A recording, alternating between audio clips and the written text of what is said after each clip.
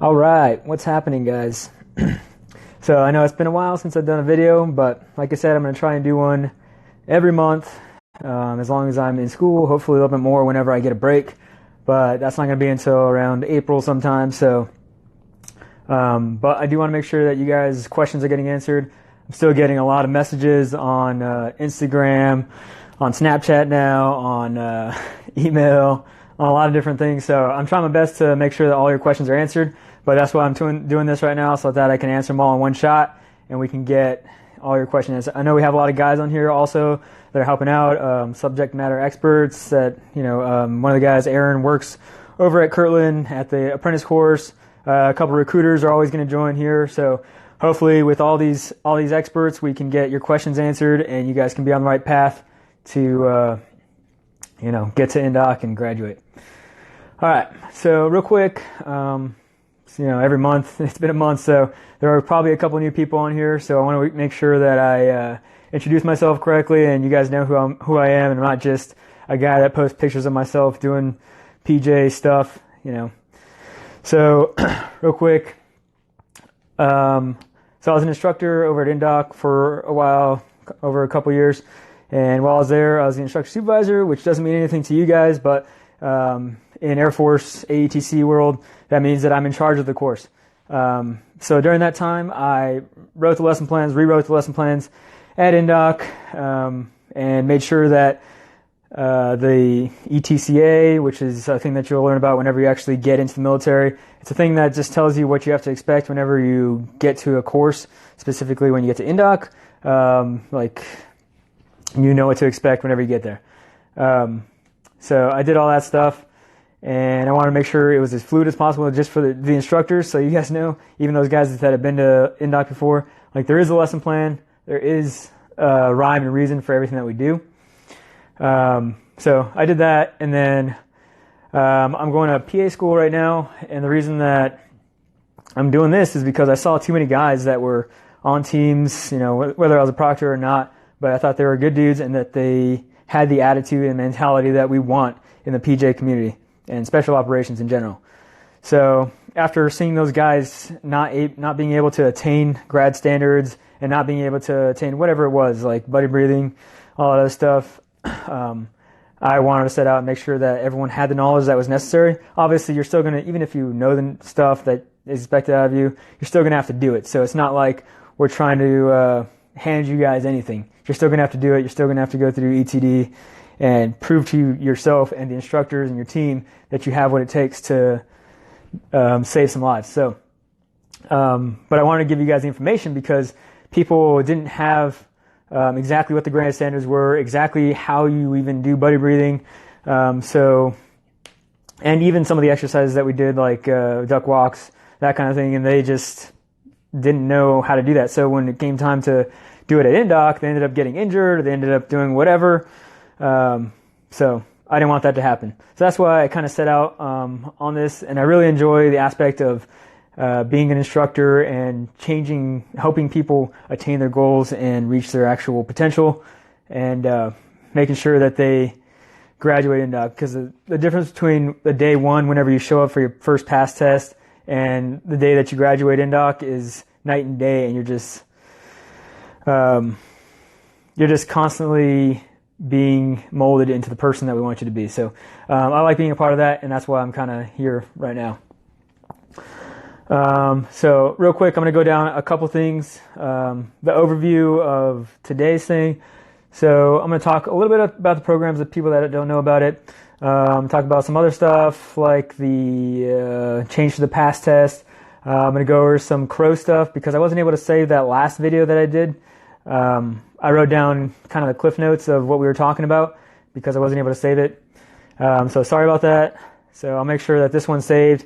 My wife, who runs all the admin stuff, is saving it as we speak. So hopefully her phone has enough memory. And then I'm going to try and save it on here so that we have a duplicate backup of this video so that you guys can watch it next time. But I'm going to go over all the crow stuff that J-Mac and I talked about. And then I'll go over just a couple of facts of things that people just always ask me, and I want to get it out there so that I don't get those questions that I've been asked like 100 times, right? And then also I'll give you a special discount code here in a little bit. All right. So, yeah, I can still wear my beret around the house or whatever I want to do. So, but during PA school, it's a different course, but, don't worry about it. All right. So, talk about programs real quick. Those of you guys that don't know. I get a lot of questions about the timing and duration, what to expect out of the program. So I wrote both programs. Well, obviously the past one is specifically so that you can pass the past. It's right in the name. I pretty much put everything as straightforward as it possibly could be.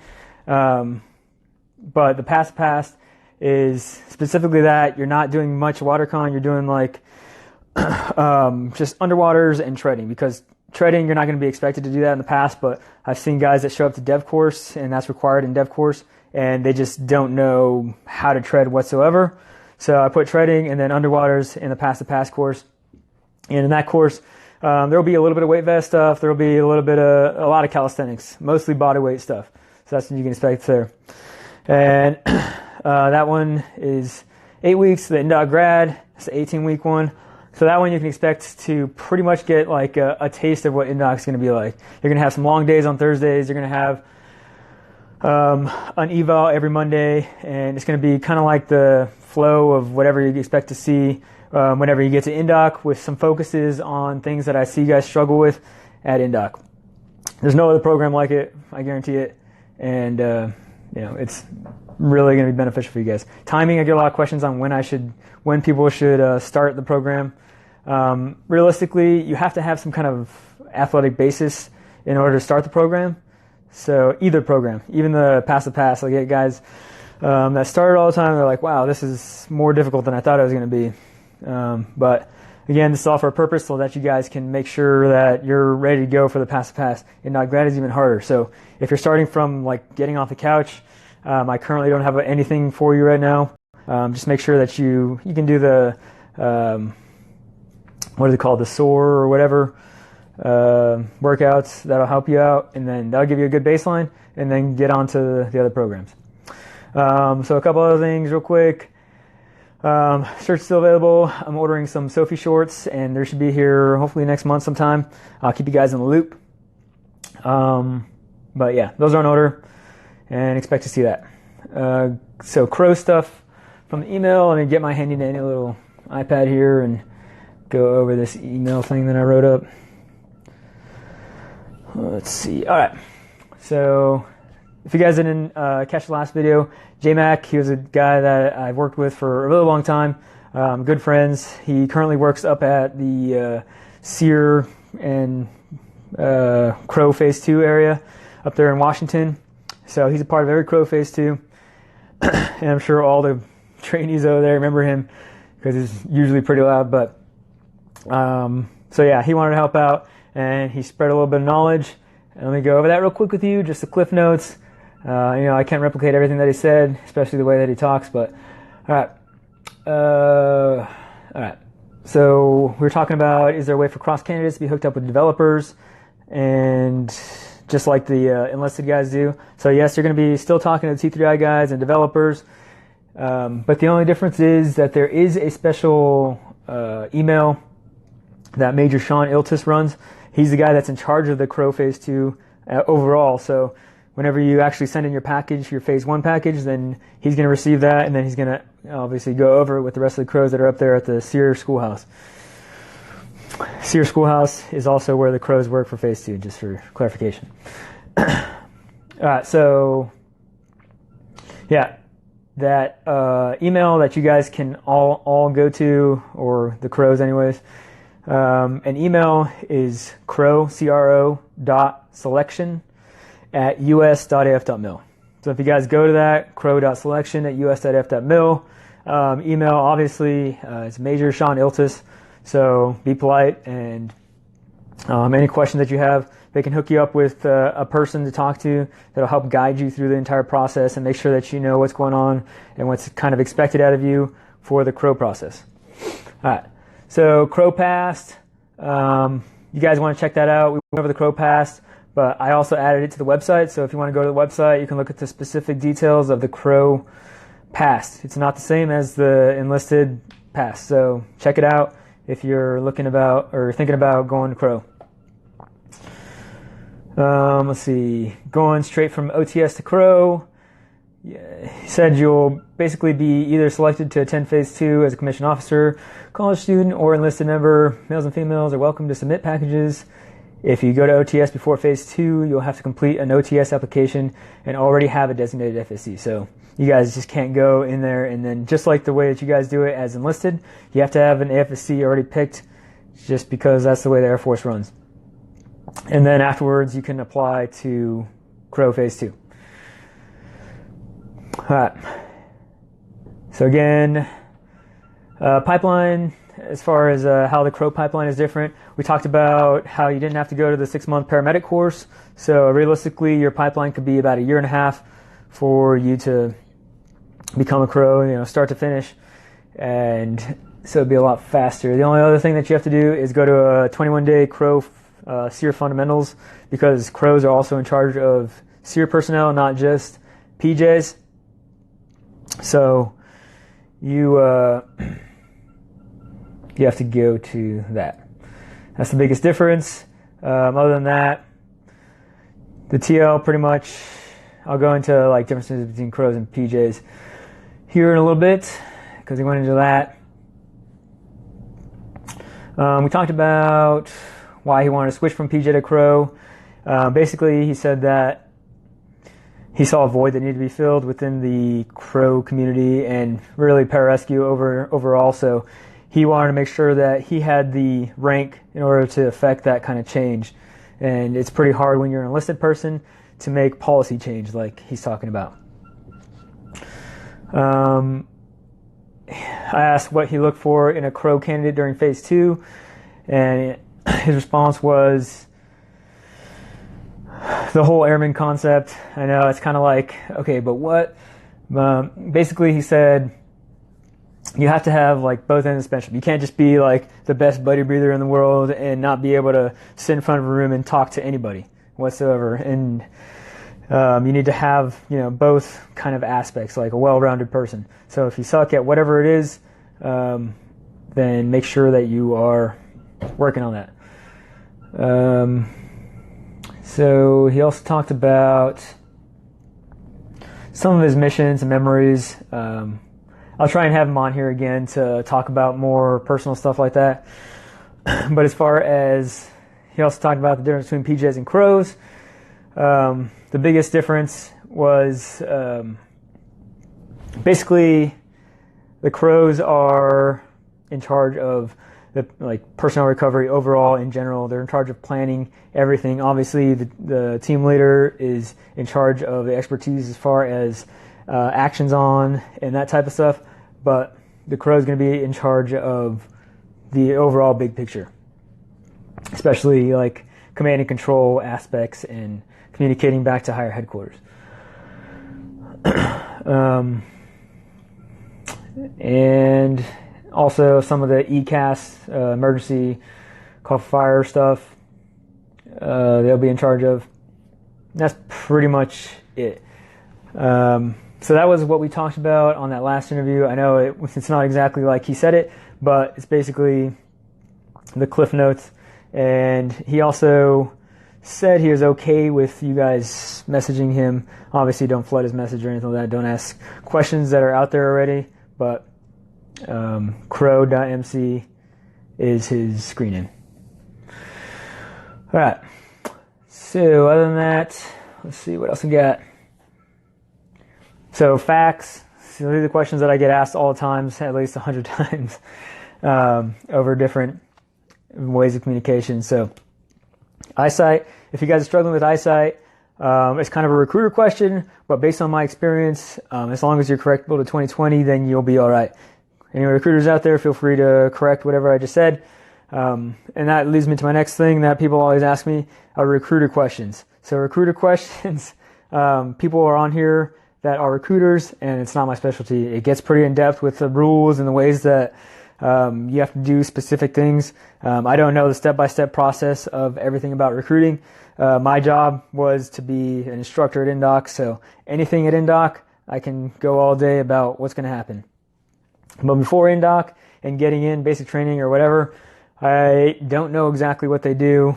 On a normal basis. I don't know anything about what they do. So please refer to those recruiters that are on here. There are plenty of them out there, and I'm sure that they wouldn't mind talking to you guys. Any of the people that are on here, pretty much, I'm sure that you can trust their word. They're not going to be, tricking you or doing anything shady. A lot of guys think that recruiters are just, want people like you and I. They're in the Air Force. I'm sure they have integrity. So don't think that they're not trustworthy, all right?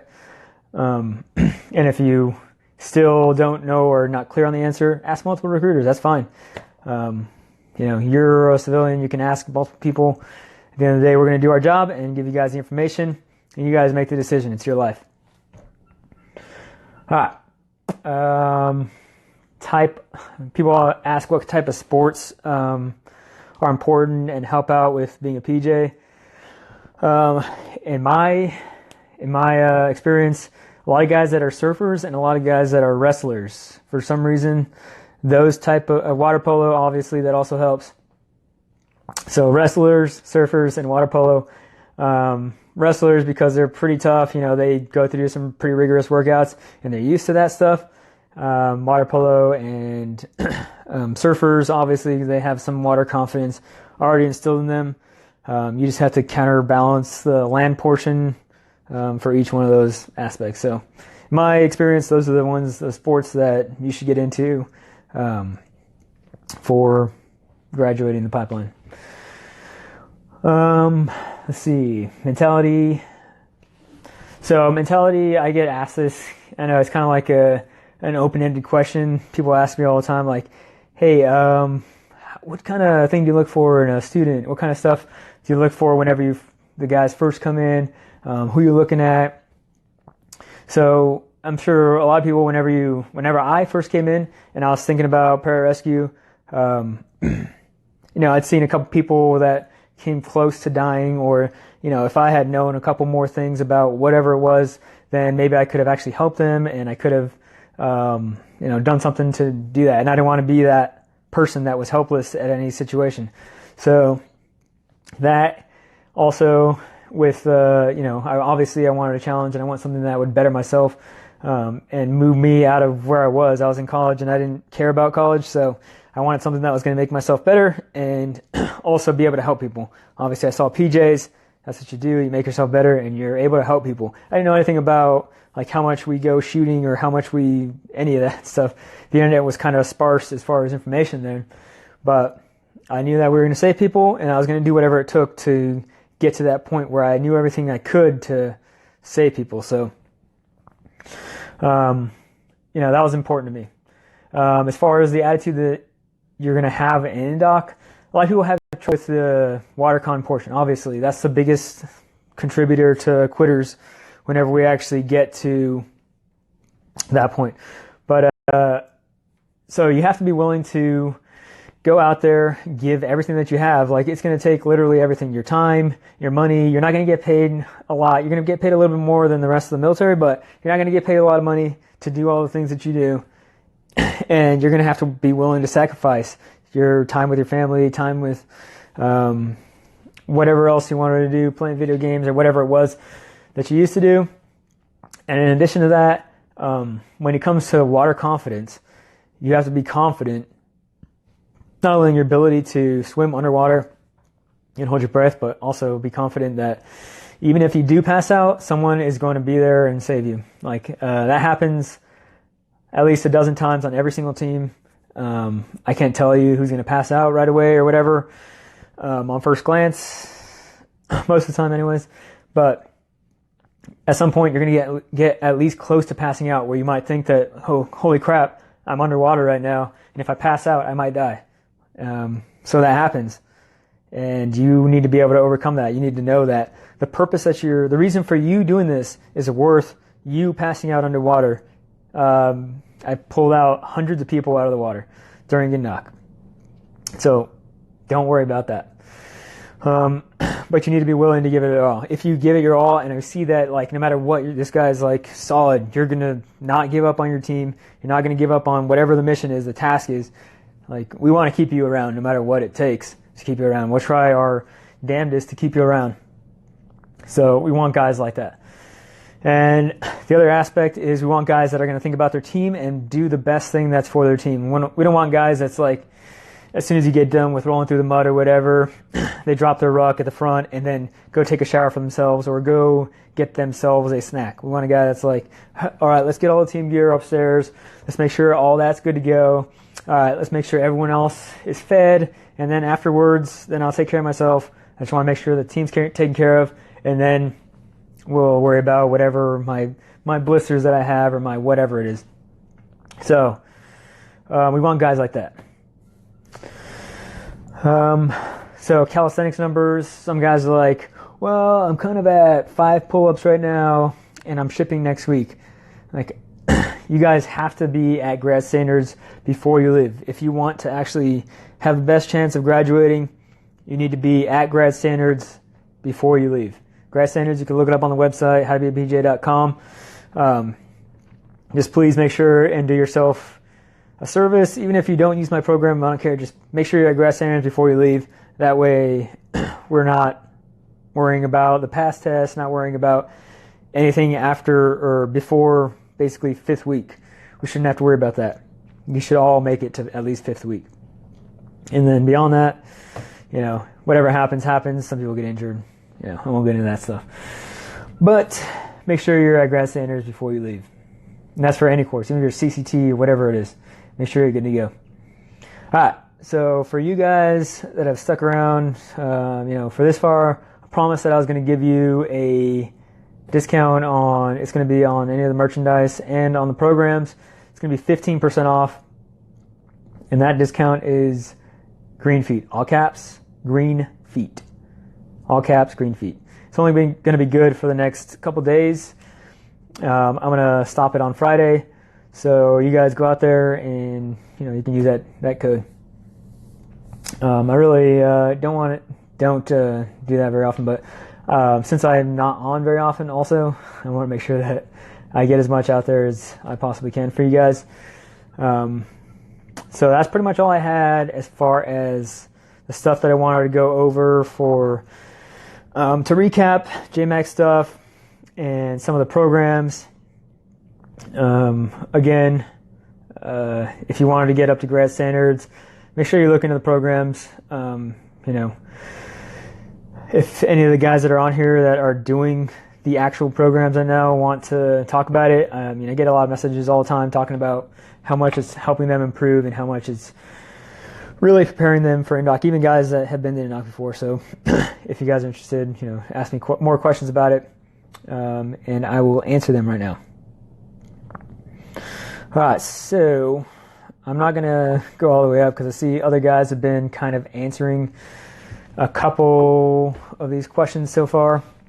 Again, guys, if you have questions, like, we're not trying to be rude or anything like that, but make sure that you go and simply either look it up on the website. Most of the questions, I try to put every frequently asked question on there.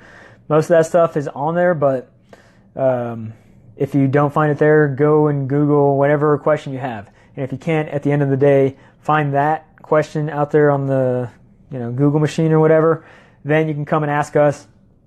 But again, like, I get a lot of questions every single day, and I try my best, but if you ask a question that is out there and I know it's completely out there, then probably not going to get answered. So make sure that you are doing your due diligence and make sure that you're helping yourself, because it's even like that in the military. You get new guys, whatever, just fresh out of the pipeline, and they ask us questions, ask their team leaders questions. We're like, all right, that's in the regulation right there. I want you to go back and at least read that, and then if you have any questions after that, I'll clarify. So you have to know that a person's doing their homework. You're not just going to be handing the answer. And also, it helps with retention of knowledge. So, all right, let's see. At this point in time, if you guys have any questions, go ahead and fire them off. I'll do my best to answer, and then in conjunction, if anybody else that knows the answer to that question, you guys fire it off. Maybe you'll have a different aspect or a different experience than whatever I have. So always open to different opinions. Oh yeah, that's another question I get all the time is how old is too old to be CCT or be a PJ or be whatever kind of spec ops thing. And realistically, I'm 32 right now, and I still can keep up with all the kids at INDOC. So, in fact, I'm actually going to go down there and probably help out with their ETD here within the next couple of weeks, a month.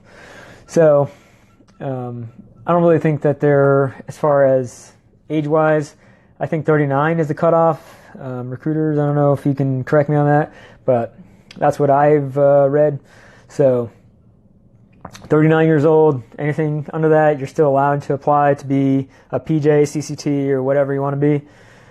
So I don't think that there's really, honestly, I've seen a lot of guys that are older do better as far as water comp because they're a little bit more mature. They're confident in their abilities. They know how to prepare. They've done their research. You know, they do old men things where you go and research everything and you're ready to go. You do your best to actually study and do your best to apply yourself to gain the goal.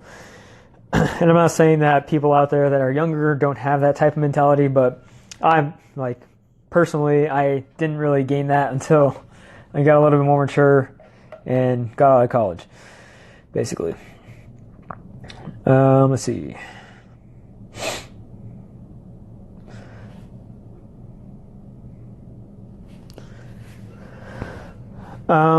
So nutrition, question about that. We're not really counting your macronutrients. We're not counting any of that stuff right there. We're going to give you breakfast, lunch, and dinner. Sometimes at the chow hall, sometimes lunch especially is going to be a MRE. Basically, at the end of the day, you're not trying to be a freaking, you're not trying to go on a diet and get your six-pack shredded or any of that kind of stuff. You're trying to do an endurance athlete type of program. You're doing consistently working out like 8 hours plus per day and putting your body through a lot of stress. So you need to make sure that your caloric intake exceeds or at least matches the output that you're doing throughout the day. We're not trying to count your macros. There is a nutritionist that is assigned to the squadron, but she can't manage all of the Battlefield Airmen courses. So she's going to do her best to make sure that you have the knowledge. We're going to give you a class, and then you guys are going to get snacks now throughout the day, so you have the opportunity to eat stuff throughout the day. And then you also have meals, breakfast, lunch, and dinner. Breakfast is completely mandatory. Don't show up on the pass test the first day having only eaten like a freaking Pop-Tart and think that you're going to do well. And you're going to be throwing up, and you're probably going to fail. So make sure that you eat breakfast, a full meal breakfast. If you got to get up a little bit earlier, get up a little bit earlier and freaking eat a full meal so that you're not sucking when it comes to the pass test.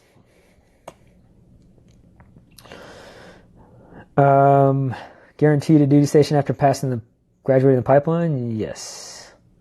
I mean, after you graduate from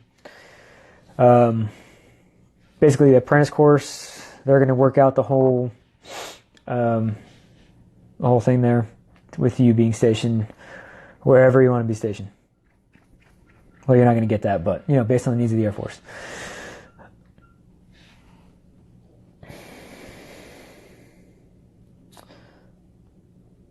Yep. Thank you for that.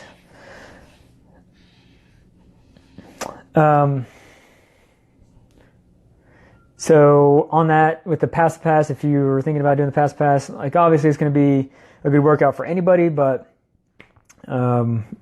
if you're really far out, you're going to have the program for a year right now, but I don't recommend even really doing it that far out. If you're years and years out, really you can just have a focused freaking workout program of your own or whatever, just make sure that you're working out all the time, and at least establish a baseline of what you're supposed to do.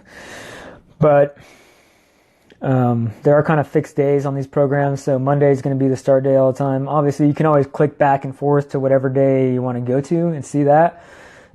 But for the most part, it's a fixed like Monday through Saturday schedule, with Sunday being the off day for both programs. So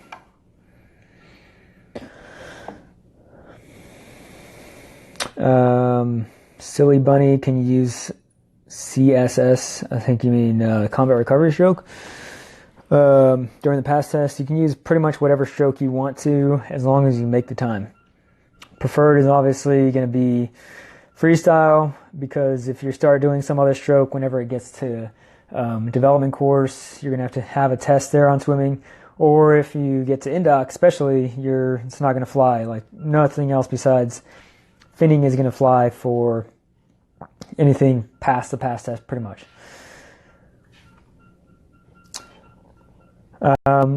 Mark Hall, difference between a crow and a PJ.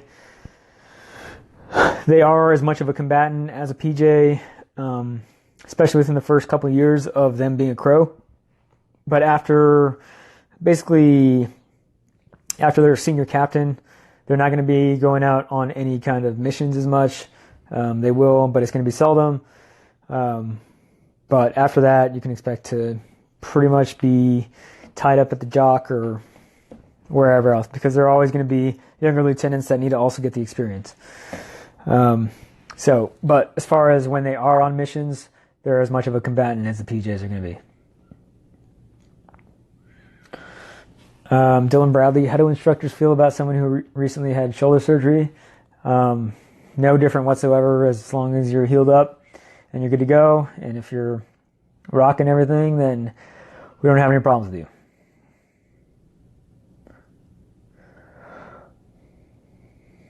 Crumweed. I don't know if you've been to INDOC before. I recognize that name, though. Oh, yeah. All right, you're answering it. All right, ready? Answered strokes during the pass test. Pass test changed. I don't know why I forgot to go over that. I said I was going to put over that, but all right. So difference in the pass test right now. Runtime changed to 10 minutes and 10 seconds as opposed to what it was before. I really don't know the backstory on that, but I did text the instructor supervisor, the current instructor supervisor for INDOC right now, and he confirmed that they are also using that pass standard. So if you guys are going out there, now what does that mean? That doesn't mean like scurv and like, man, I barely made 10-10, I'm good to go, all right, I'm going to basic. That means still go for what it was before, the 947, and make sure that you can run as fast as possible, because you're going to still have to pass all of the INDOC standards throughout there. So don't say like, oh, I'm at 10:08, I'm good to go, I made it one time, because when it comes down to game time, you're barely going to sleep probably the night before, because it's the pass test and you're going to see all the instructors for the first time. You're going to be there with your class and you're like, oh crap, did I pack my flashlight? Did I pack my whatever it was? So you're not going to sleep the night before, and you're probably going to do not as well as when you're relaxed and you just had a good night's sleep and a good dinner and whatever, you're at home and comfortable. So just make sure that you're not just barely making the standards, and that goes for everything. Like, I've never seen a guy that had 50, even anything under 60 push-ups really at the pass test, and then he goes to INDOC grad standards, like whatever day it was, whatever week gets him, he doesn't really make it. So if you're going to do anything, make sure that you're well over the standards. Recommend, obviously, grad standards, like I said. That would be the best case scenario for you to make it through, but just make sure that you're putting your best foot forward, especially when you're meeting the instructors for the first time. All right. So some of the stuff, El Ray Boy, is there any time between schools? Definitely there is time between schools, and that varies based on The pipeline manager is kind of discretion. If you have anything else going on, obviously we want to give guys time as much as possible. Like if you have a baby or something like that, we've sent guys home even from INDOC, like for the weekend, to go see their kid, because there are going to be enough times in your life as a PJ where you're going to be gone for, important moments, whether it be to, baby, marriage of your brother or sister or whatever, even some deaths in the family. There are going to be times when you just can't attend all of those things. So we, especially in the pipeline, it's just training. As long as you don't miss a certain amount of days, then we'll give you every opportunity to take care of the things that you have to take care of. As far as in between schools, you can go to the website, and it's going to give you a rundown real quick of what to expect as far as how you're going to PCS and how long you're going to be TDY for each school. So you can go check that out, but you will have time between most schools most of the time.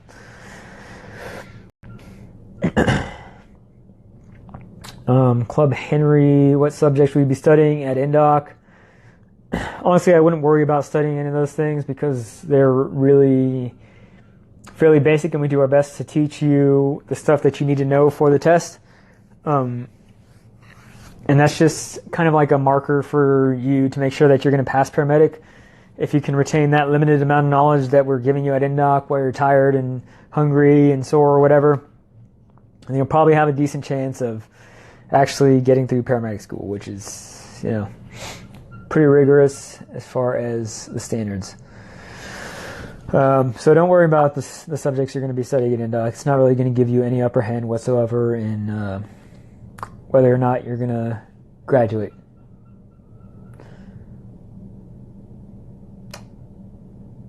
All right, let's see. Other questions here.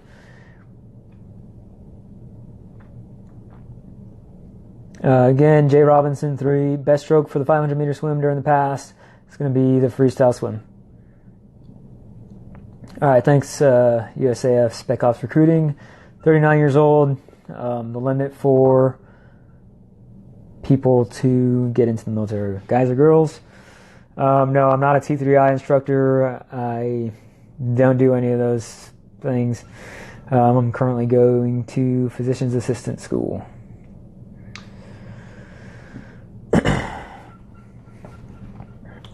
Cat Daddy 7, average day or week for a PJ at home station.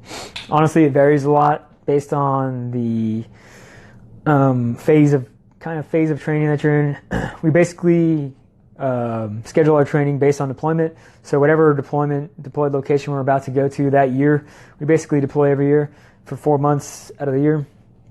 Whatever deployed location we're about to go to, we make sure that we build a train-up schedule for that location. And then a lot of times units run it different ways, but a lot of times we'll be at home station for a couple weeks and then go TDY for a couple weeks based on whatever training we can facilitate at that duty location. Places like Las Vegas, we typically don't have C-130s, so we have to go TDY in order to get some of those jumps out of there. And then other places, like if you're in England or something like that, we don't always have the training opportunities that we have there because of range restrictions and stuff like that. We need to go TDY to a different place. So based on that, I can say that every single day that you're a PJ is going to be different than the last day. There will be a day where you're sitting on the computer, you're like, all right, everyone has to get their all their basically computer education done, for lack of a better relatable term for you guys. So everyone get on the computer. And then there'll be the next day, like, all right, we're going to go shooting, so make sure you have your shooting gear. Next day, we're like, all right, medical scenarios. Straight up all day, we're going to make sure that all the medical stuff on these guys' five level line items are signed off.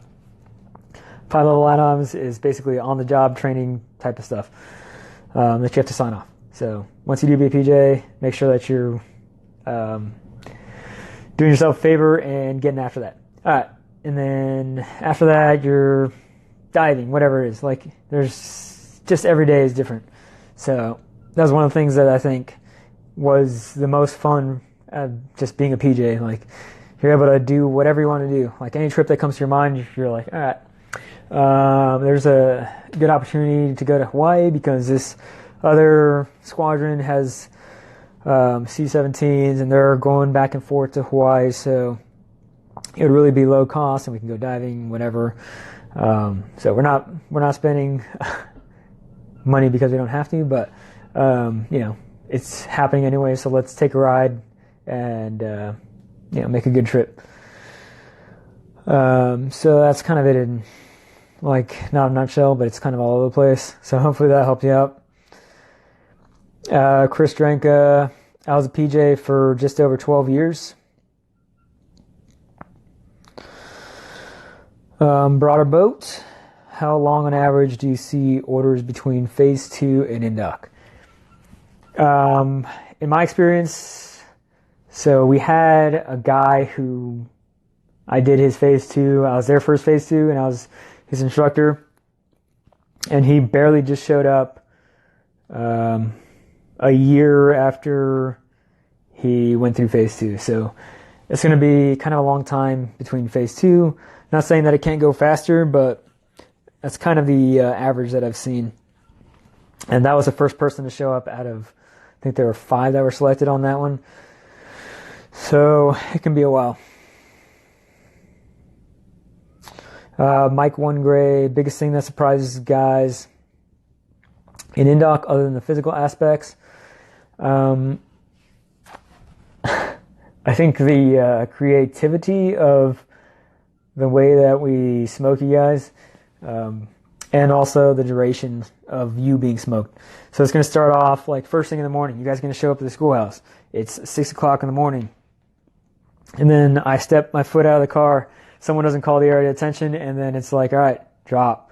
And then someone doesn't do something correct again. Like, all right, do some freaking iron mics, do some whatever it is. And then we start going after that. And that's taking up your time that you're supposed to be, taking a dump or whatever you got to do in order to get ready for the first event, which is at 7.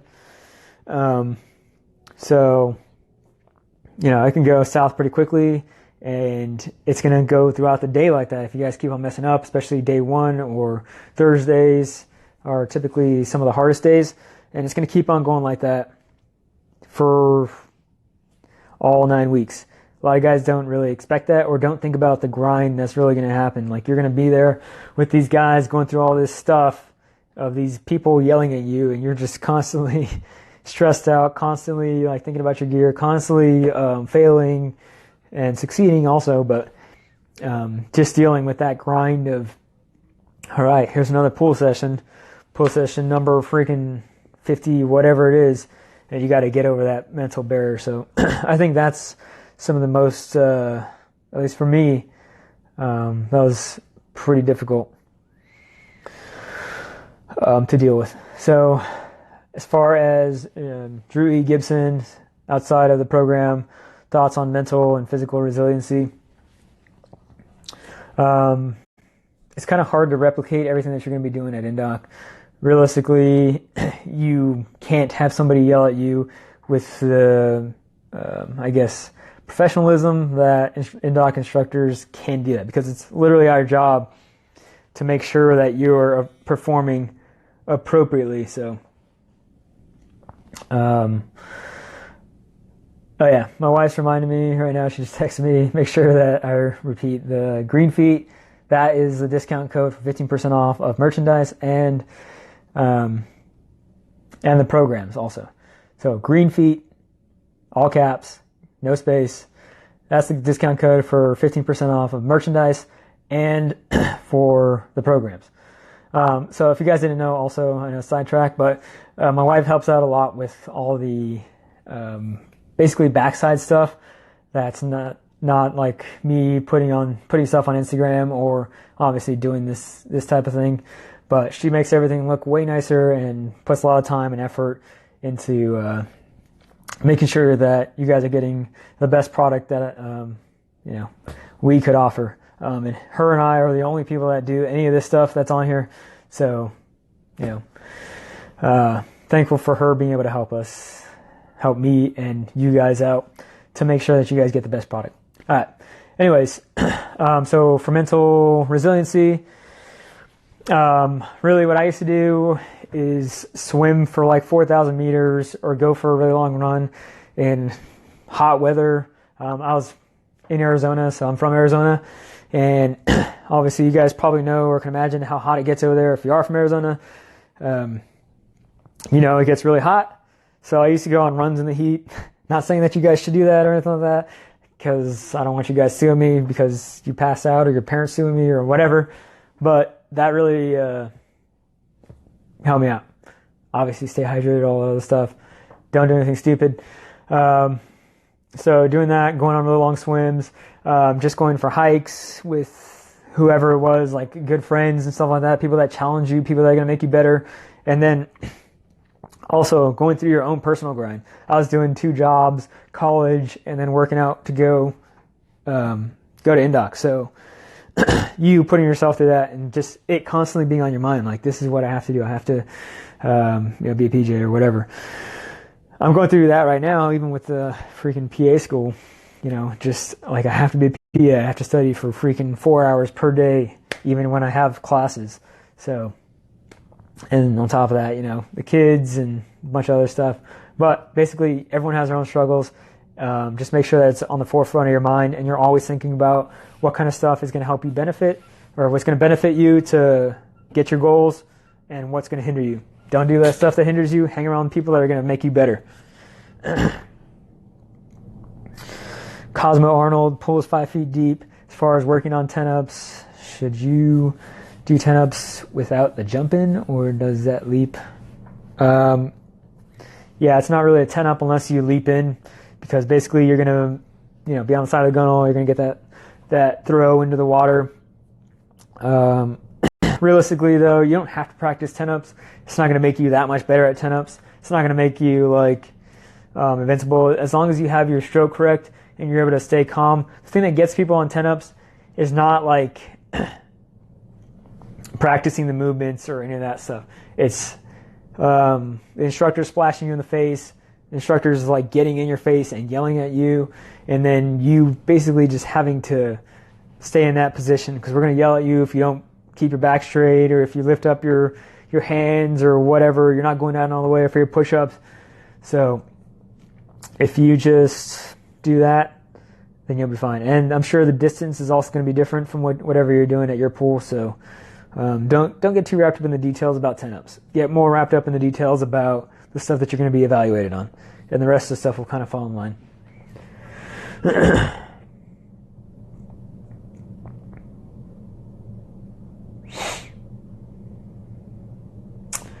Jay Gibson, 798. People being less than honorably discharged that don't make it in INDOC? No. There is no reason for us to kind of inhibit your career or make you look bad because that stuff happened at INDOC. And in fact, we don't sit there and like, you piece of shit, oh, you quit on your entire team, blah, blah, blah. Stuff happens. Like, that's just the nature of the game. So we're not going to sit there and make you feel bad for something that you already feel bad about. Obviously, you're going to feel bad. So we do our best to help you obviously stay safe and make sure that you're not taking it too harshly, because obviously in times like that, we're emotional, worse things can happen. So we do our best to make sure that, we appreciate people that come out and they give their all to make sure that they can say that they gave it a shot. Now, obviously, this isn't for everybody. You guys hear that all the time. Like, it's not for everybody. It's not for everybody. Yeah, not everybody's going to make it. That's just the bottom line. But even those people that do, even if they completely sucked at everything and they just got their ball smoked because they sucked and they had no attention to detail, whatever it is, then I still appreciate them coming out there because they attempted to make themselves better and they tried to put forth an effort to help people. Most people in the world don't really do that. So them just making that initial step, I can respect that and appreciate it. But it's just we're never going to less than honorably discharge anybody.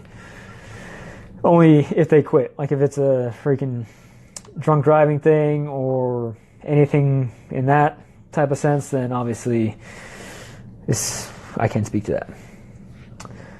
ASVAB score requirements, I don't know if someone can answer that. Club Henry, can having good integrity and being a solid team member help you pass INDOC? If you're having an off day, evaluation, meaning do you exercise, leniency depending on the trainee. We don't choose specific trainees that we like and don't like. That would be kind of like an ethics violation. But we do use some judgment when it comes to a person that has failed. But we're not going to make anybody kind of do anything that they don't want to do. So if you have shown motivation and you failed twice, because that's the rules, if you fail 2 times at a certain event consecutively, meaning like 3rd and 4th week together or 4th and 5th, whatever it is, and you're in the commandant's office, obviously it's mostly his decision, but some of the more senior instructors will have their inputs, and the commandant will ask them, what they kind of thought of that person, and we'll make a recommendation based on that. Especially your proctors will also make a recommendation. You're going to fill out a form, and they're going to make a recommendation. So some of that does play in there, but we don't sit there and be like, oh, well, that guy's going to pass no matter what he does. Like, that's just not fair. So even if we don't like a guy, we have to give the person the benefit of the doubt and look at the objective things, not just subjective. And we're not going to be like, oh, I hate that guy. No, get rid of him or whatever. We make sure that the course is as objective as possible. So,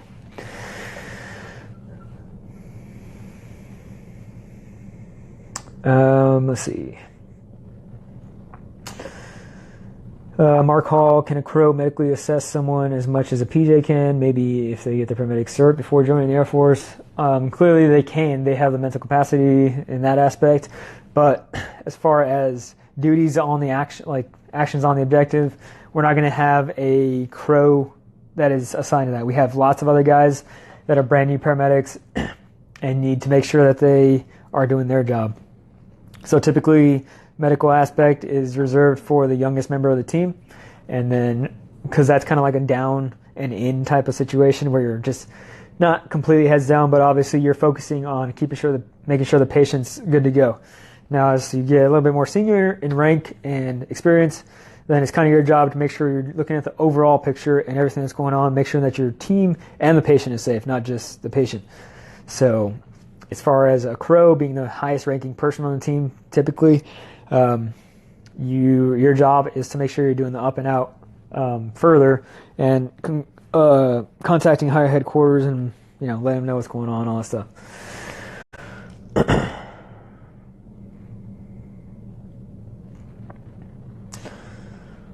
Do you know the role they play when you're in PJ field? Yeah, Ian Gonzalo. It's kind of what I was talking about earlier. They can still be involved though. If we're in the helicopter and they're not doing anything else, then obviously we're going to tell them like start bagging this patient or get an IV or whatever. All right. MT Adam, 2295. What are weekends like in INDOC? Most of the time you'll have the weekend off, but at any point in time, any instructor can stop by and then, check your rooms out, check whatever you're doing out. So there's a constant overwatch on the team. So I used to stop by, every once in a while for breakfast or weekends, make sure that they're still doing the right thing, because we want to make sure that our PJ students are always looking the best and doing the right thing. We're not always messing around and making us look bad as far as instructors. So we want to make sure that everyone is doing what they got to do. But don't always count on being anywhere in the weekend. A lot of times I used to tell my team, like, you're stuck in the dorms. So you're not going to go anywhere on the other side of the base. If I see you guys or anybody sees you guys on the other side of the base, besides the team leader and the team commander, then, obviously you guys are going to pay. And team leader, team commander, just let that they can get necessities from the shopette or whatever. So don't count on going out to Riverwalk or whatever. In fact, I don't ever let anybody go to any restaurant or Riverwalk or anything like that when they're at INDOC. because you got to be focusing on INDOC, not chasing tail or getting drunk or whatever.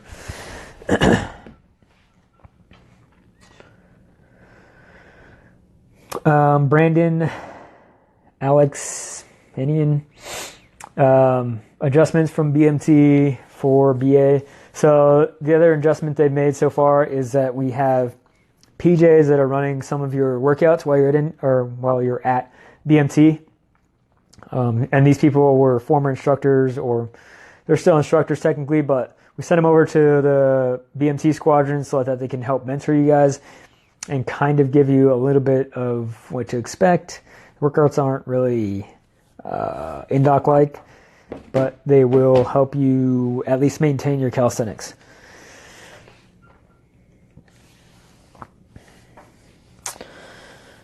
So Kyle Hopkins 0830. Shape you need to be in before starting the fitness program. You have to at least be able to run like probably 9 minutes, 830 mile is pushing it. But anything under that, you'll be good to go. And then as far as push-ups, realistically, you're going to push yourself, and it might take you longer to do the workouts, but the main thing that I tell guys to focus on, even if they message me, because they message me on the app all the time, they're like, holy crap, I can't do this. I can't do it within the time set. Like, all right, I need you guys to just focus on getting the reps in. Every single rep that's on there, make sure you get all the reps in, even if you had to freaking go on your knees and do the push-ups. Just make sure that you are doing all the push-ups you can do. Sean JR, longest distance run at INDOC is going to be 10 miles, but you're not going to be evaluated on the 10 miles. As long as you can run the 10 miles, and you'll be good to go. Longest evaluated run is going to be 6 miles.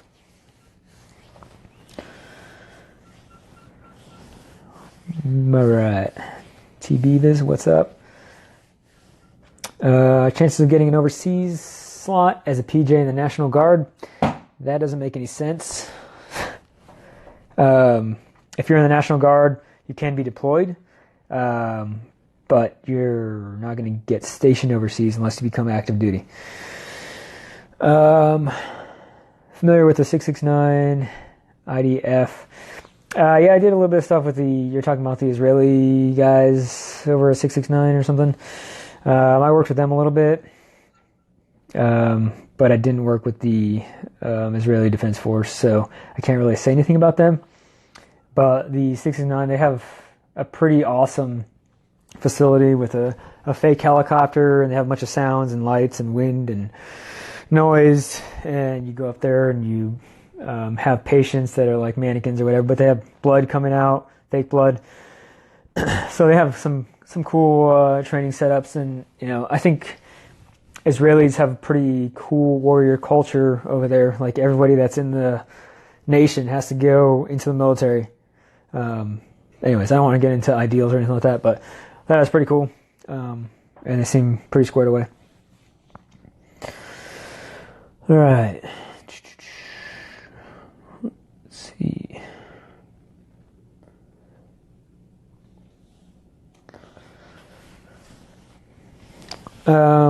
Ritz Jiu-Jitsu. How different is active Air National Guard versus active duty?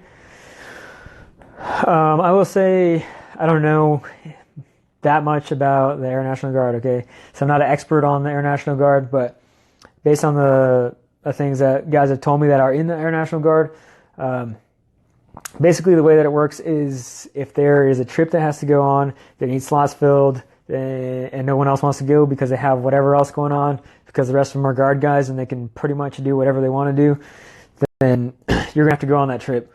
Or if there's some admin stuff that has to be done back at the shop, then you're going to be doing that stuff. So you're kind of picking up the slack for those guys that are going to show up for whatever training is going to go on. So that's kind of a difference there. Also, the bonuses are going to be a different thing. I think it's a little bit less as far as the active guard. Active duty, obviously, everyone's there full time. You're like, hey, where's this freaking guy? He's supposed to be here right now. You're like, all right, you're going to pay for that or whatever. Like, you can keep accountability of your guys, basically, is what I'm saying. So that's going to be different. All right. Hold on. I got to I gotta stop this video and then come back on because it's about to cut me off right now. So let me go ahead and then save this video. Hopefully I can save it. My wife's downstairs, so hopefully she can save it. And then I'll come back on here in a second. All right.